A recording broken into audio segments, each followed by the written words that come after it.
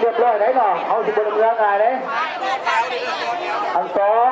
เวลาไปก็ขอให้ไปการนำพาของครูอาจารย์นี่กำลังป้องกันจำนวนหนึ่งที่เคย ทางนั้นก็มีอันนั้นหมวกเขียว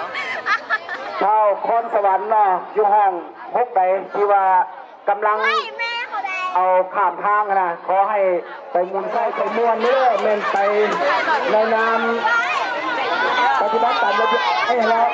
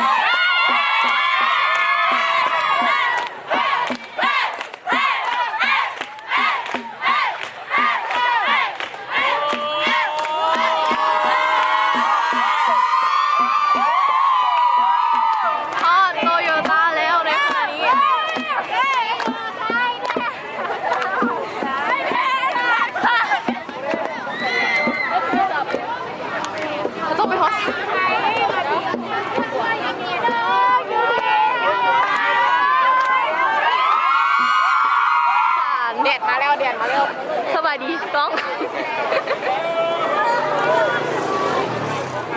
ธรรมดามันแบบ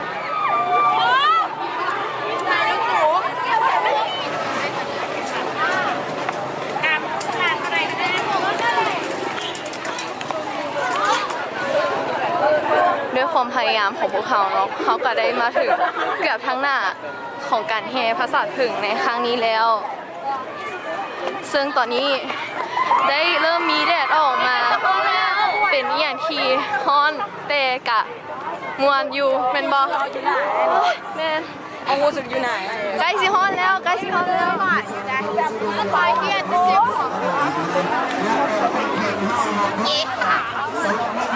เขาใส่แล้วเขาใส่แล้วไปแดงแล้วเย้สิฮ้อนแล้วแดดสุดยอดพอไฟแดงแล้วทุกคนเมื่อยหากผู้ที่มีอายุต่ำกว่า15 ปีเข้าประจำตามเส้นทางหลวงค่ะ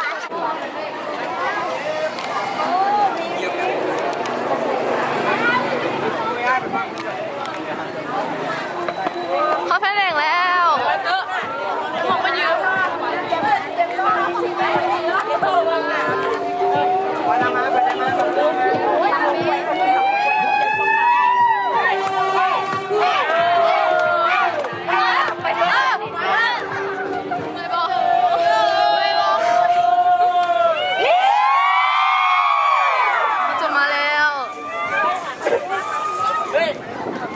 ต้องอีกทีให้นะ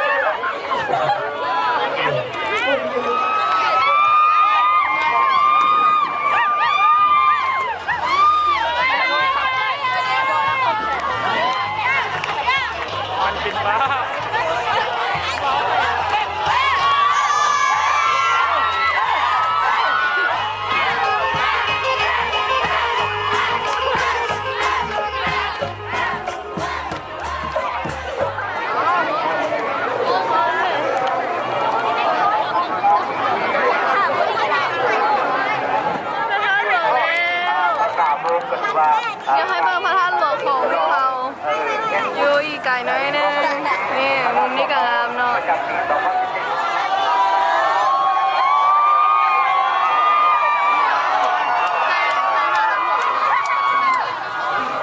เขาถ่ายค่ะต้องกับถ่ายเนาะ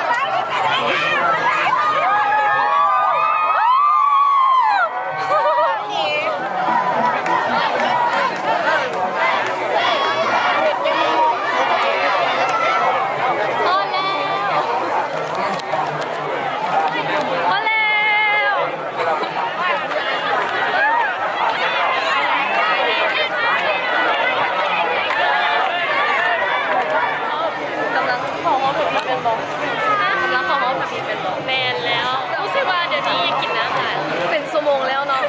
ซึ่งกะหากะฮอดโมมีน้ำกินโมมีน้ำกินแมนใครได้ตอนนี้ผมต้องไปกันจะเด็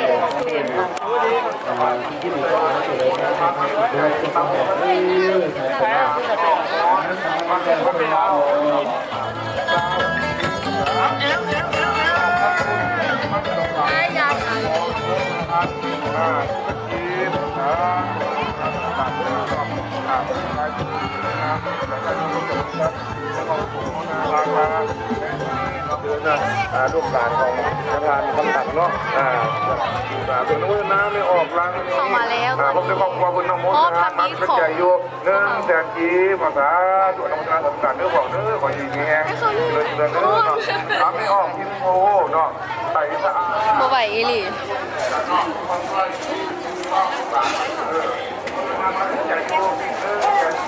ไปห้องยังต่อได้นำแล้วผ่านไปกับประมาณ13 นาทีแล้วเตะกะยังบ่พอเท่านึงเพราะว่าคนมาหลายอีก โอ้โหหาดไส้ขาวขออย่างมันหาดไส้ขาวในทางนี้เนาะโมทานมันเป็นใจอยู่ที่ยิ้มไม่ออกที่วิไลเจ้าบ่อเจ้าบ่อละบดบ้านดอนเชียงสร้างภาคแรกบ้านที่อยู่เนาะน้ำไม่ออกวันนี้เสียงทาง สุดท้ายของพวกเขาแล้วก็คือการเสียงซีเนาะน้องบอลตั้งมอหาเนาะรวมยอดตามมาจำนวน1 ล้าน1 แสน9 หมื่นนำศพนอกโฆษณา1 แสนกีบเป็นออกโอไลน์ทุกเจริญโฆษณาหาเมืองเกียรติจะเป็นออกบัววัดโฆษณาหาเมืองมาจากบ้านพ้นสะอาดต้นสุดท้ายจองเมืองคืนและจะไม่ดูแลไม่ออกทางขันบ่ออกแล้วแล้วมาเบิ่งกันว่าได้เลขอย่างน้อยเบิ่งกันว่าได้เลขอย่างเลขอย่างเนี้ยต้นกระพุ้งหอมหอมคนเป็นกันที่เลข3อีกเนาะไม่บอกนี่กำลังเจ้าท่าดีเลยใจและนี่เนาะกับสิ้นสุดวิดีโอของพวกเขาแล้วมาใบพาปิดอันสุดท้ายเนาะแล้วก็ปิดวิดีโอกับวิดีโอสำหรับวันนี้ถ้าท่านชอบวิดีโอนี้ก็อย่าลืมไลค์แชร์ subscribe ขอบใจบาย